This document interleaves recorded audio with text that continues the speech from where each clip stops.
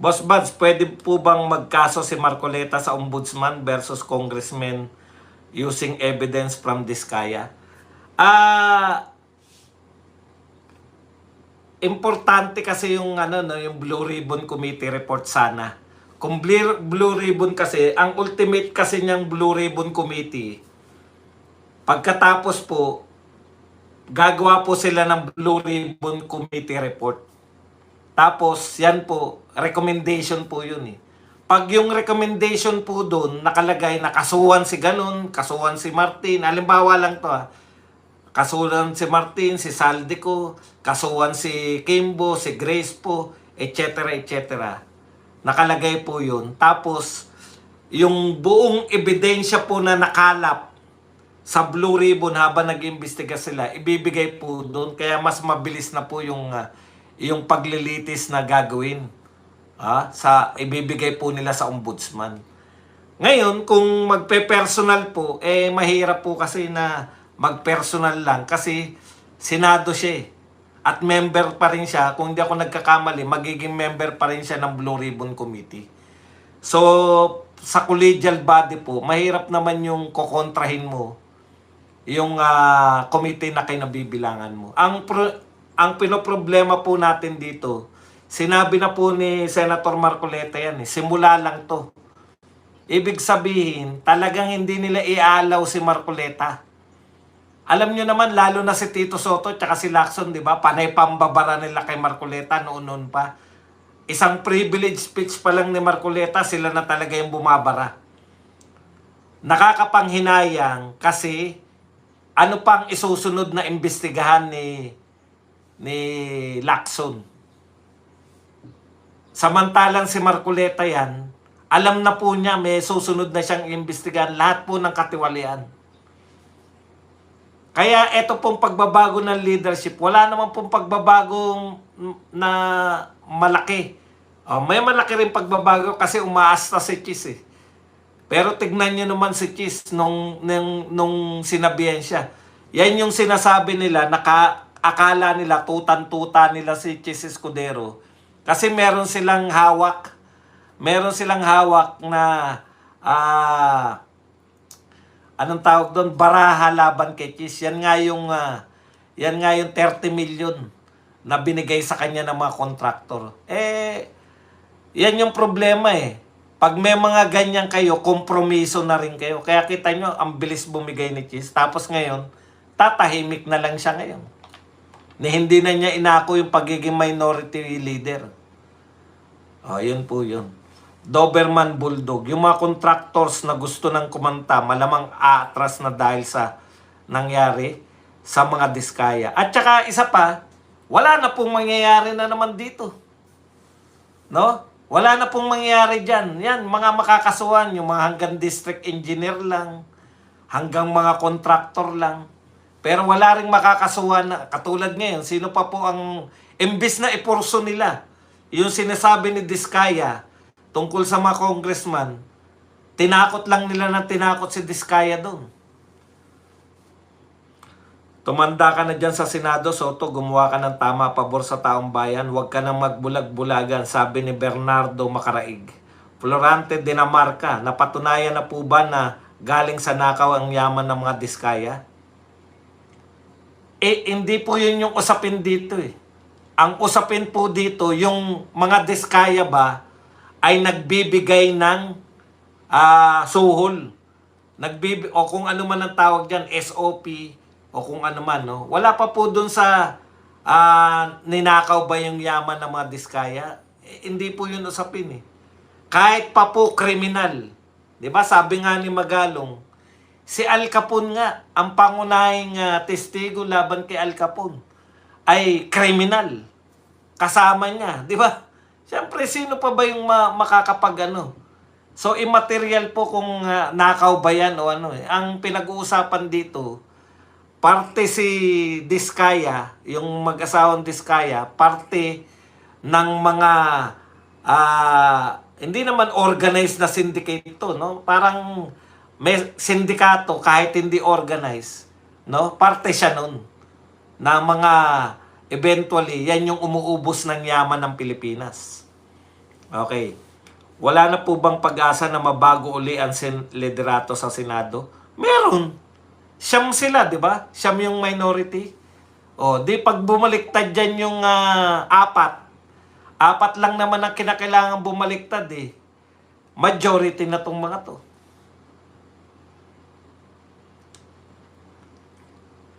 Gusto ni Marcoleta ang ulo, hanggang ulo ang mapanagot. Pero gusto ni Tito at Lacson, hanggang kontraktor lang tapos na. Kontraktor tsaka mga engineer lang. Nakakagalit na mga namumuno dyan sa Pilipinas.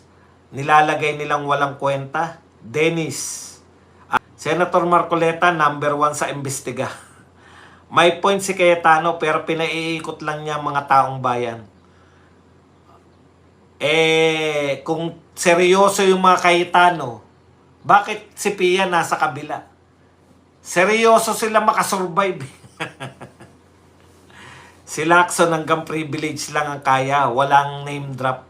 Ito po ang aabangan natin kay Lacson. Pagkatapos ba niyan, may susunod pa? Kasi kung walang susunod, sinayang nyo lang yung Blue Ribbon Committee. Sinayang nyo lang. Isusunod mo ba yung mga AYEX, AKAP, mga ayuda? Marami pong usapin pa rin dyan. Isusunod nyo rin ba yung mga pinagkukuhang mga pondo? Sana naman. Ikaw ba dong kanino ka naman nagpapakatuta? Sa mga Duterte po. Very willing po ako magpakatuta kahit hindi nila ako kilala, kahit hindi ko pa sila nakakausap, hindi ko pa sila nakakaharap na mag-uusap kami. Proud po ako, natuta ako ng Duterte. Kulto nga eh. Kala mo ba? Kala mo ba atrasan ko yung hamon mo? Nagpapakatuta po ako sa mga Duterte. Hindi ako peking tao eh. Sasabihin ko po. Bias ako para sa Duterte. Tuta ako ng mga Duterte. Ano pang gusto nyo? Si Lacson hanggang privilege lang. Yan. Makakaya talaga si Soto. Bagong Pilipinas ni BBM ang kartel ng Asia, napakalaking sindikato. At saka yan po, no, ang epekto po niyan, nabaliwala na talaga mga biyahe ni BBM. Kung putok na putok, kung may konsensya po, yung mga bansang mayayaman, hindi na talaga magpapautang kay BBM kasi maiisip nila, putya na, nakawin lang to eh. Katulad na nangyari sa South Korea na pinatigil na nila yung pagpopondo sa modular bridge system. Pasmado ang bibig ni Senator Marcoleta kaya hindi nila yan mapapatahimik.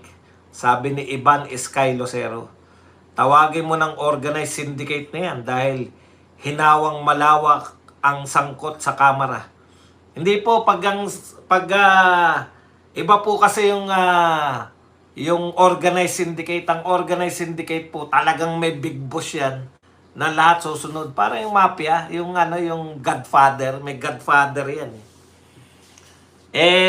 Ako po, ang nakikita ko po, sa nakawan dito sa Pilipinas, kanya-kanya nakaw. Alam mo yun, yung walang gwardya. Uy, walang gwardya. Puta, tirahin na natin. Di ba? Tirahin na natin to. Kanya-kanya na tayong hakot. Wala palang gwardya eh. Mas mataas na palang HOR sa Senate. Yun po yun ang gusto ni Sotong makita eh.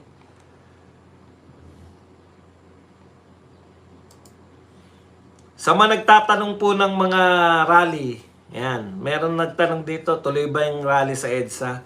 Hindi po kasi kami kasama sa mga organizer ng mga yan.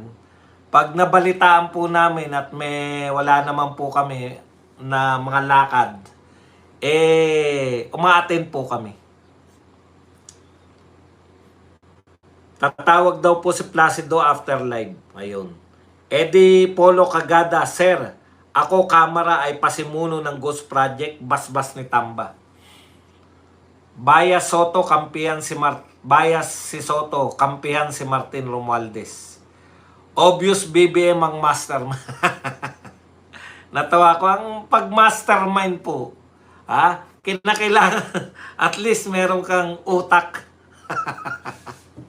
Asensya na sa mga nasasaktan. Tuloy po ba ang rally sa EDSA?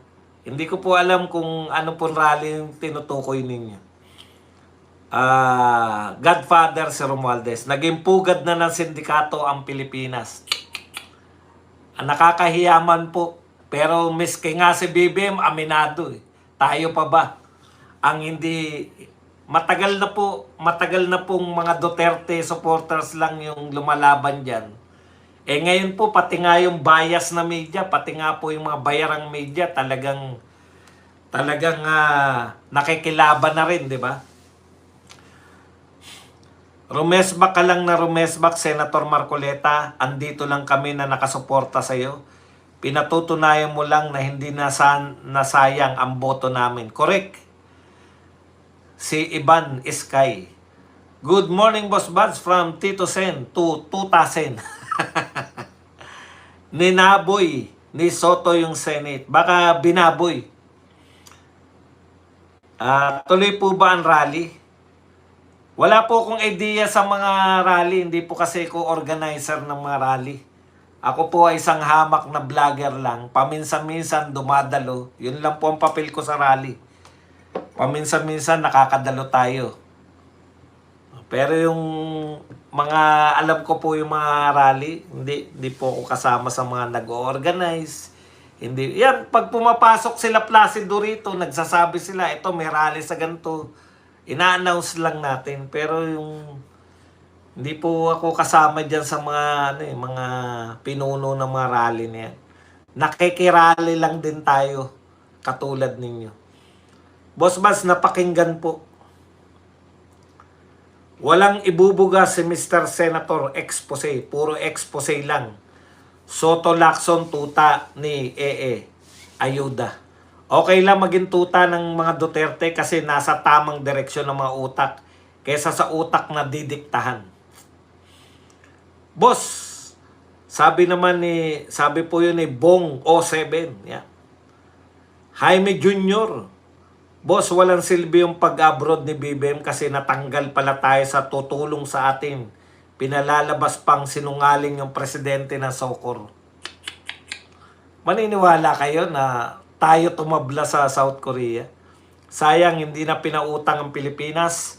Wala nang pansahod sa aming bayarang black. Kawawa ka naman, butche. Boss man, sinabi po ni Bersamin, hindi tatanggapin ng bansa. Ano? Si FPRRD ayon sa request ni Kaufman. Wala naman tayong ine-expect na dyan sa mga yan. Kaya lang, pinapakita lang ni Kaufman sa atin na wala talaga itong presidente. Alam nyo si Tatay Digong naman tsaka yung pamilya niya, natanggap na naman nila eh. Wala tayong, hindi nga sila nagre-request eh. Natanggap na po nila yan kung gaano kasutil tong gobyerno na to. Kaya lang, di ba? Sabi nga natin, sa isang banda naman, malaking-malaki po yung chance ni Tatay Digong na maging bayani. Di ba? Lahat naman tayo matitigok eh. Pero si Tatay Digong lang po ang may chance na maging bayani sa atin. Si Soto Romualdez na magkumpare sa kasal ni Arjo Atayde at Maine Mendoza. Kaya alam na this. Sabi ni Roland Cruz.